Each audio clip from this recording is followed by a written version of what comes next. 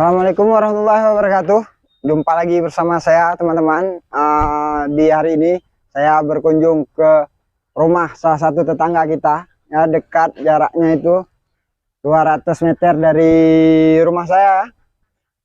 Kita mau lihat gimana sih entok-entok di sini.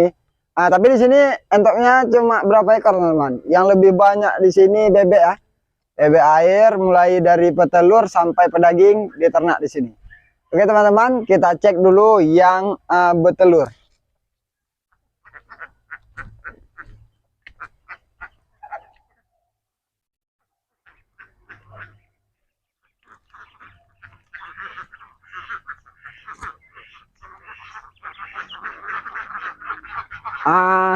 Ini dia teman-teman ya. Ini yang petelur. Sekitar hampir 100, tapi nggak sampai 100 ya. Itu udah menghasilkan 50 butir setiap harinya. Alasannya karena dia nggak seumuran teman-teman. Ada sebagian tuh yang beda usia, jadi yang duluan ini udah betelur. Bedanya di sini itu lagi teman-teman, dia nggak full di kurungan, nggak intensif. Jadi ini semi umbaran untuk menjaga telurnya itu supaya mudah dikumpulkan. Jadi kalau malam di belah sana itu di sambungan rumah itu ada kandang untuk dia bertelur. Jadi kalau malam dibawa masuk ke sana, siangnya taruh sini teman-teman. Ya bebas di sini main cari makan sendiri. Dan ini bisa kita lakukan seperti ini, tujuannya untuk menghemat pakan teman-teman.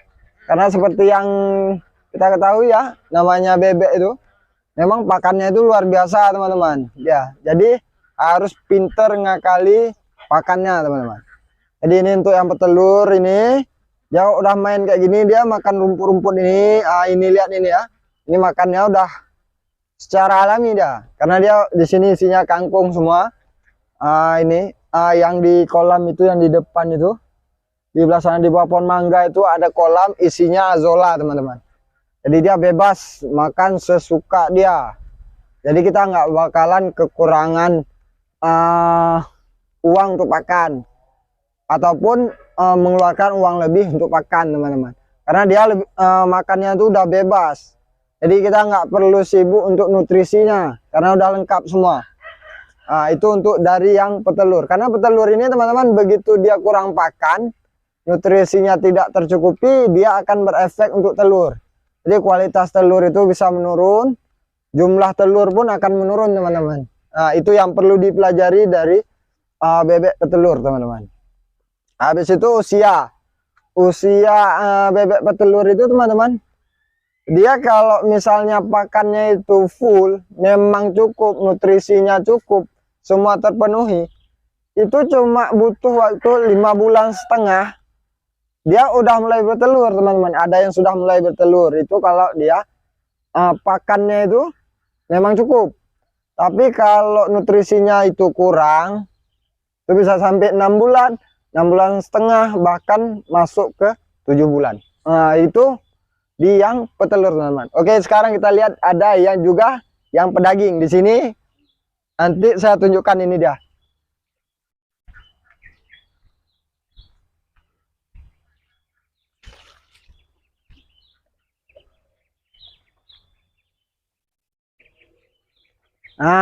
Ini sebagian udah mulai terjun ke sungai teman-teman ya. Ada juga yang di depan tadi mainnya. Ini untuk pedaging. Ini pedaging ini jantan semua teman-teman. Jadi tujuannya supaya dia pertumbuhannya cepat, jadi bisa cepat panen.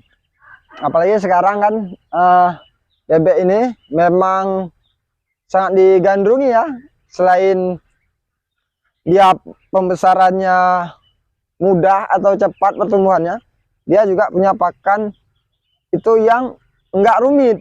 Jadi apa aja kita kasih dia makan. Tergantung cara kita mengaplikasikan pakannya gimana. Jadi umuran ini mas bervariasi teman-teman, karena ada tiga tahap. Nah, ini ada yang udah besar, ada yang sedang, sama yang paling kecil. Ini tiga tahap itu yang punya ini belinya 3 paket teman-teman. Yang satu paket itu isinya 100 ekor. Nah, ini panennya lebih cepat. Kalau yang petelur kita berarti nunggu telurnya itu sampai 6 bulanan lah bisa kita bilang. Tapi kalau ini enggak, cukup dengan 3 bulan, 3,5 bulan. Nah, itu udah panen teman-teman. Jadi dijual per ekor. Kalau di sini sekitar 30-an teman-teman, 30 ribuan ya per ekor. Nah, jadi segini ini. Itu lagi yang di depan sana tadi.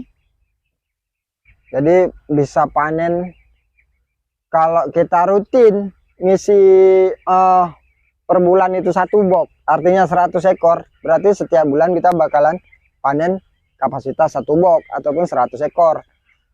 Itu jumlahnya itu memang lumayan banyak. Tapi kalau untuk pakan bebek ini dia sangat mudah teman-teman. Dia makannya itu bisa kita bilang ya hampir serampangan lah. Apalagi di sini kan dia begitu keluar dari kandang makan, bisa makan berhenti di sini sebentar, begitu merasa lapar bakalan terjun dia. Terjun ke sungai ini dia berenang. Nah, inilah keunggulan lokasi rumah yang di pinggir sungai. Jadi seperti ini dia bakalan turun ke bawah. Nanti di bawah ini, di pinggir-pinggir itu ada yang namanya keong keong mas. Dia bakalan makan keong mas itu. Jadi makannya bakalan kurang. Jadi dia kalau makan keong mas itu fungsinya cukup banyak ya. Mulai dari zat kapurnya dia punya, unsur hewani lah yang jelas dia punya semua.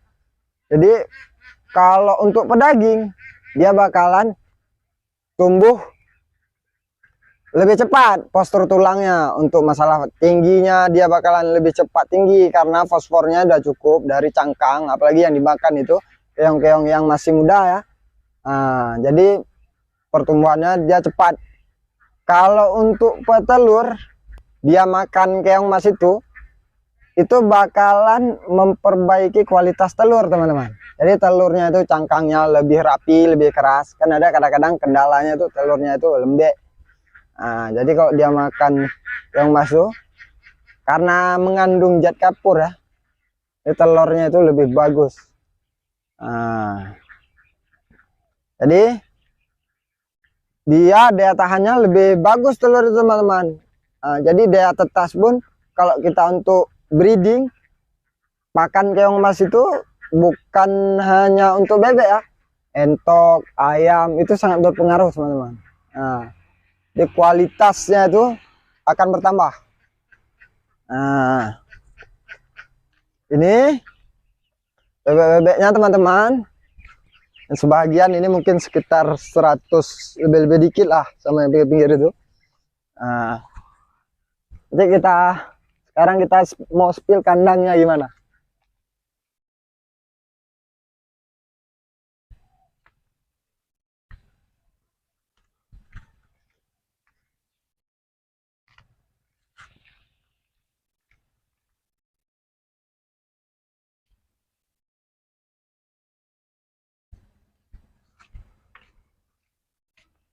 Ini dia teman-teman kandangnya sederhana. Lokasinya juga nggak seberapa lebar ya. Bisa kita bilang paling ini 10 meter kali 10 meter, ditambah belakang itu ada sekitar 3 meter kali 10 meter. Jadi nggak lebar-lebar kali untuk kapasitas 400-an ekor itu udah wah kali ya, lumayan padat ya. Tapi itu nggak jadi masalah teman-teman selama pakannya cukup dan juga kandangnya itu bersih ya. Nanti setiap sore dibersihin sama yang punya. Oke teman-teman, ayo kita lihat lagi.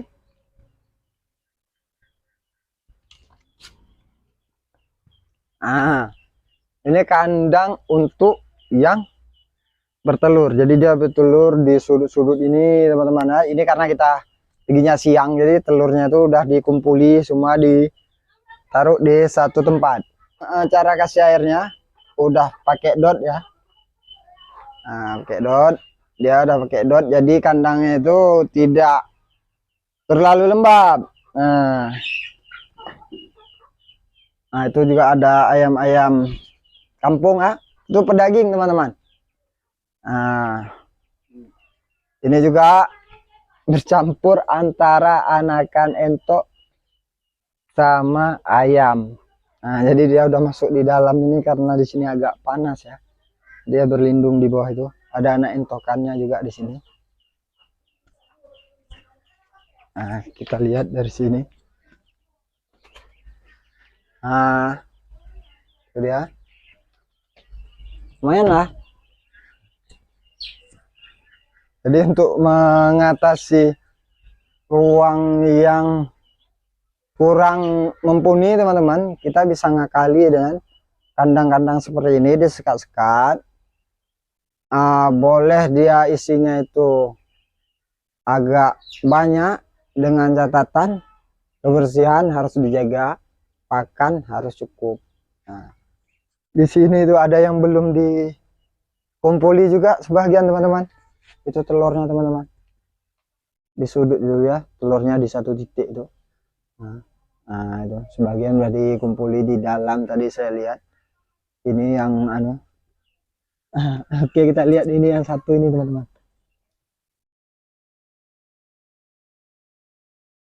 Nah, telurnya agak hijau ya. Nah, karena tadi bercampur teman-teman. Ini jenis ratu. Nah, jadi jenis ratu ini telurnya kayak gini teman-teman. Biru ya, telur hijau kalau orang bilang. Itu yang telur biasa. Warnanya putih-putih, itu yang lokal, jenis lokal.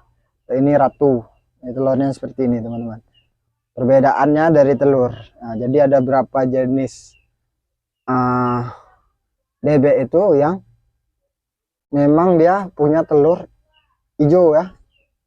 Nah, yang telurnya warnanya biasa aja itu umumnya yang seperti itu punya lokal. Nah, oke teman-teman, udah saya spill semua. Cuma di luar itu, di luar itu pun untuk menjaga supaya nggak terlalu basah ataupun lembab, supaya dia nggak lembab karena bebeknya itu banyak teman-teman. Udah dikasih dot ya, jadi dia minumnya di dot, nggak capek lagi. Nggak bakalan becek ini, nggak bau. Jadi itulah kunjungan kita hari ini teman-teman. Memang semuanya itu bisa kita lakukan dalam keadaan penuh keterbatasan. Yang penting niat untuk beternak itu ada, jadi semua itu ada jalan. Oke, cukup di sini dulu video saya. Tetap semangat para peternak, karena hidup enak butuh perjuangan. Wassalamualaikum warahmatullahi wabarakatuh.